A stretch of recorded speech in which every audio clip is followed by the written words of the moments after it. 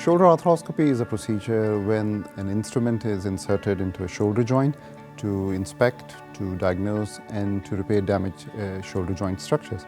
It is recommended when your shoulder pain failed to settle down with non-operative treatment like physiotherapy or injections.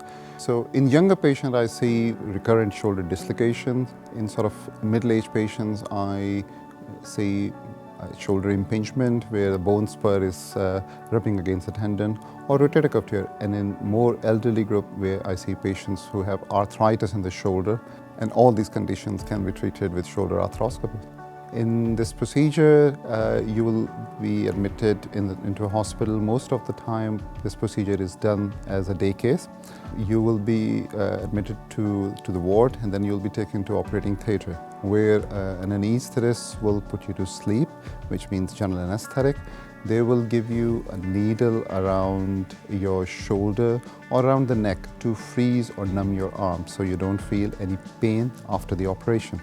In operating theatre, you will be put in a sitting position and you will be wrapped up in a safe position. And then multiple small incisions are made around the shoulder. They're usually a size of buttonhole. Special instruments, which are miniature instruments, are used to inspect and to repair damaged tissues. Aim of shoulder arthroscopy is to help you return to full function and pain-free shoulder. So Spire Health Care will provide you physiotherapy care after the operation, which will help you return to your full recovery.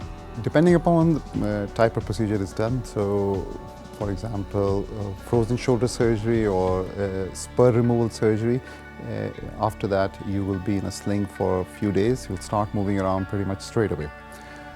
But if a more extensive surgery is performed, like damaged tendon repair or damaged ligament surgery, then you will be in a sling for up to 4 weeks. After simple surgery, you can start driving within a couple of weeks' time. But if more extensive surgery is performed, then it can take up to a couple of months to recover from it.